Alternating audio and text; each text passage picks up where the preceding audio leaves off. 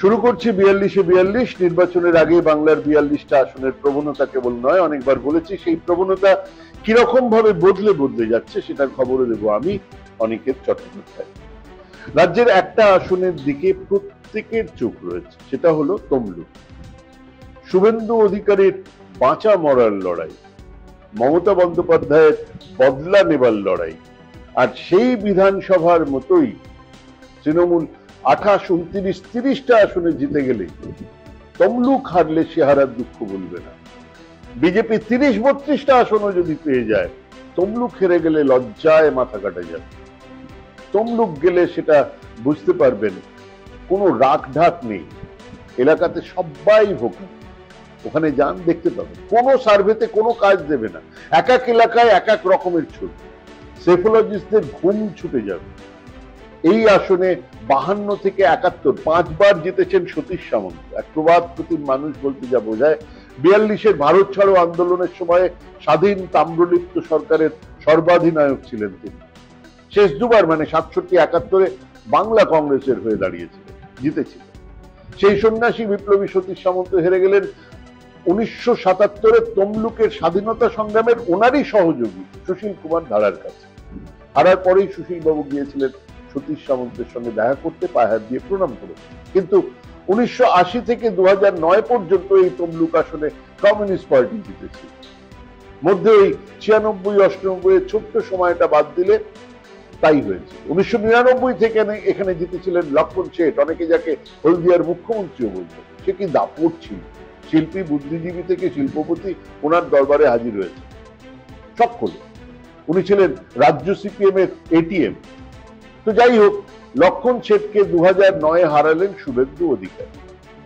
তিনি রাজ্য মন্ত্রিসভাতে এলেন, আর সেই জায়গাতে আসন পেল ওনারই ভাই দিব্যেন্দু অধিকারী। মানে ওধারে বাবা শিশির অধিকারী কাঁথিতে, এধারে দিব্যেন্দু অধিকারী, রাজ্যে মন্ত্রী শুভেন্দু অধিকারী। 2009-এ শুভেন্দু অধিকারী বা তৃণমূল পেয়েছিল 55% ভোট। সিপিএম হেরেছিল, কিন্তু তার ভোট ছিল 40%। হেরেছিল কিন্তু তাও 40%।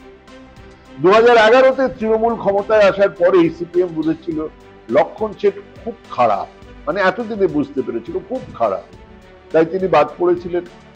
2014-তে শুভেন্দুর বিরুদ্ধে সিপিআইএম এর নতুন প্রার্থী ছিল শেখ ইব্রাহিম আলী। তৃণমূল পেয়েছিল 53.60% ভোট, সিপিএম 35.20% ভোট। অর্থাৎ বুঝুন, হুশ করে কমে যায়, তখনও কিন্তু 35.2% ভোট। আর বিজেপির হয়ে দাঁড়িয়েছিলেন সেই বাদশাহ আলম, লাঠি বেড়ে মমতার মাথা ভাঙার ছবি, সেই বাদশাহ আলম। তিনি পেয়েছিলেন 6.4% ভোট। একসময় সিপিআইএম নেতা, পরে সিপিআইএম কর্মী নেতা, এবং পরে হচ্ছে বিজেপির প্রার্থী।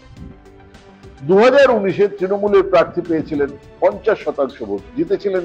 সিপিআইএম এর ভোট প্রায় ছিল 26%, কমে গিয়েছিল, পেয়েছিল 9.41%, অর্থাৎ অনেকটা কমেছিল। বিজেপির ভোট বেড়েছিল 30.5%, পেয়েছিল 37%।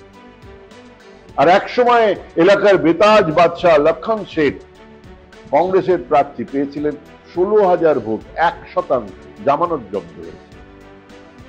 অর্থাৎ আমরা দেখলাম ওই সময় থেকে সেই তমলুক, যেখানে ভারত ছাড়ো আন্দোলন করে স্বাধীন তাম্রলিপ্ত সরকার তৈরি হয়েছে, যে ভারত ছাড়ো আন্দোলনের বিরোধিতা করছিলেন এখানকার শ্যামাপ্রসাদ মুখোপাধ্যায়, তাদের দল, সেই শ্যামাপ্রসাদ মুখোপাধ্যায়ের অনুগামীরা তমলুকে মাথা চাড়া দিল।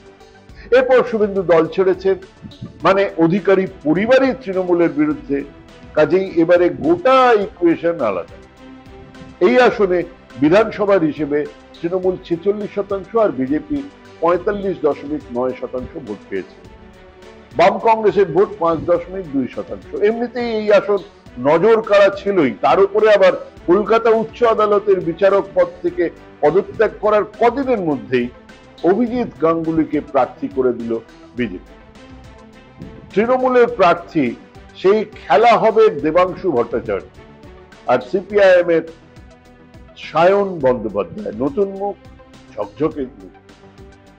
এনারও মুখ মানুষজন চেনে, কারণ সন্ধ্যেবেলায় টিভি বিতর্কে এনাকেও দেখা যায়। এই আসনে কি কুণাল ঘোষের নজর ছিল? উনি কিন্তু নিয়ম করে গত 2 বছর এই আসনের বিভিন্ন অনুষ্ঠানে এসেছেন, বিভিন্ন প্রোগ্রামে এসেছেন, কিন্তু দেবাংশুও গুড চয়েস, বয়স কম, দৌড়ে বেড়াচ্ছে। অন্যদিকে অভিজিৎ গাঙ্গুলির বিচারক হিসেবে নিরপেক্ষতা অঙ্কটাই উবে গেল পদত্যাগের 1 সপ্তাহের মধ্যে বিজেপির হয়ে প্রার্থী হওয়া, এবং তারপর থেকে নিয়ম করে প্রতিদিন তিনি বাজে খেলছেন, খুব বাজে বিভিন্ন মন্তব্য করে চলেছেন বিভিন্ন মঞ্চ থেকে, সাংবাদিকদের সঙ্গে সাক্ষাৎকারে, এবং ওনার গ্রাফ এবং ওনার বিশ্বাসযোগ্যতা হুহু করে নামছে। শুভেন্দুও টের পেয়েছে যে এই লোকটি অচিরেই বিজেপির কাছে এক বিরাট বোঝা হয়ে উঠবে। আজ বলে রাখলাম মিলিয়ে নেবে। যাই হোক, এখন ওনার একমাত্র ভরসা শুভেন্দু অধিকারী, ওনার পুঁজি আপাতত নেগেটিভ। অন্যদিকে সায়ন ব্যানার্জি নতুন মুখ, এলাকাতে বাম ছাত্র যুবরা মিছিলে নামছে, স্ট্রিট কর্নার মিটিং করছে, মানুষ শুনছে ভিড় করে। এই আসন ভোট ঘোষণার আগে ছিল বিজেপির, একেবারে ভোট ঘোষণার পরে প্রার্থী হিসেবে জাস্টিস গাঙ্গুলিও ছিলেন ঠিকঠাক, কিন্তু তারপর থেকে ওনার গ্রাফ নামছে। অন্যদিকে তৃণমূলের গ্রাফ কিছুটা হলেও উঠছে। বিধানসভাতে ভোট সমান সমান হলেও লোকসভার ভোটে বিজেপির প্রায় 6, 7, 8% ভোটে এগিয়ে থাকার কথা, সেটা শুভেন্দুর জন্য। কিন্তু সেই গ্যাপটা হুহু করে কমছে। কতটা কমবে? দেবাংশু জিততে পারে যদি সিপিআইএম তাদের ওই 9.5% ভোট থেকে 20% নিয়ে যেতে পারে, তাহলে হারবেই বিজেপি। যদি 10-11% মধ্যে আটকে থাকে সিপিআইএম, তাহলে হারবেই তৃণমূল। কিন্তু সেই হিসেব আজই করে ওঠা খুব কঠিন। এই আসনে ভোটের বাক্স খোলার আগে কোনোভাবেই পরিণাম জানানো সম্ভব নয়। তবুও ভোটের শেষে রাতে একবার চেষ্টা করব। আপাতত তমলুক আসন 50-50। নমস্কার।